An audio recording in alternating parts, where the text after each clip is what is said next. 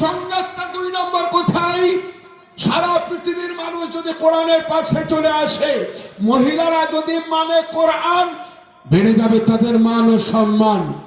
তারা আর অর্ধ উলঙ্গ পণ উলঙ্গ থাকবে না। যখন মেয়েরা শুনবে আমাদের মাথার চুল থেকে নিয়ে পায়ের তল পর্যন্ত কোনো একটি অঙ্গ যদি কোনোদিন অন্য পুরুষকে দেখায়, দেখানোর সঙ্গে সঙ্গে দুজন ব্যক্তির আমলনামায় গুনাহে কাবিরা লেখা হবে। মেয়েটির যা হবে হবে, তার দুজন আত্মীয়র আমলনামায় গুনাহে কাবিরা লেখা থাকবে। কে? একজন পিতা আর একজন স্বামী। একটা মেয়ে যেমনই নিজের দেওরের কাছে, একজন মহিলা যেমনই নিজের কোন গায়ের মাহরামাত নয়, যাদের সঙ্গে বিয়ে হারাম তারা নয়, গায়ের মাহরাম যার সঙ্গে বিয়ে হালাল, তো কি হবে? দেখানো মাত্রই দুজন ব্যক্তির আমলনামায় গুনাহে কাবিরা লেখা হবে। কিয়ামতের দিনে খুলে দেখবে তুমি তোমার স্ত্রীকে পর্দায় রাখোনি, যটা চুল অন্য পুরুষকে দেখিয়েছে তত গুনাহ হচ্ছে।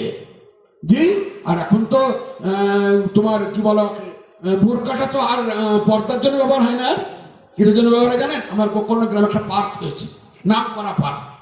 জি, আপনারা অনেকে শুনেছেন গোকর্ণের পার্ক হয়েছে, যেতে পারেননি। জি, দাওয়াত করবো না যাওয়ার জন্য। তো বোরকা পরে এটা মেয়েরা যায়। তা আমি আমার স্ত্রীকে একদিন এসে বলছি বোরকাটা ফ্যাশন হয়ে গেল। কেন? বোরকাটা তো ভালো পর্দা হয়।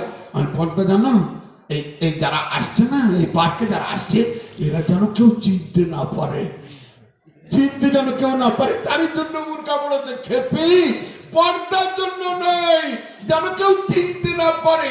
আমার ছাত্রী দেখে আমি দেখছি বোরকা পরে এসছে, স্বামীটাকে চিনি দূর থেকে ফলো করছে, অন্য মেয়ে তো নয়। তাহলে বলো, এই মেয়েটি কিন্তু বোরকা পরে না, ও একটা কিনে রেখে দিয়েছে। যদি এমন কোন জায়গায় যেটা যায়, যেটা দর্শনীয় জায়গা, সেই দিন বোরকা পরে যাব, কারণুজ্জামান থাকলে পরে দেখে চিনতে পারবে না। আল্লাহু আকবার, আল্লাহু আকবার।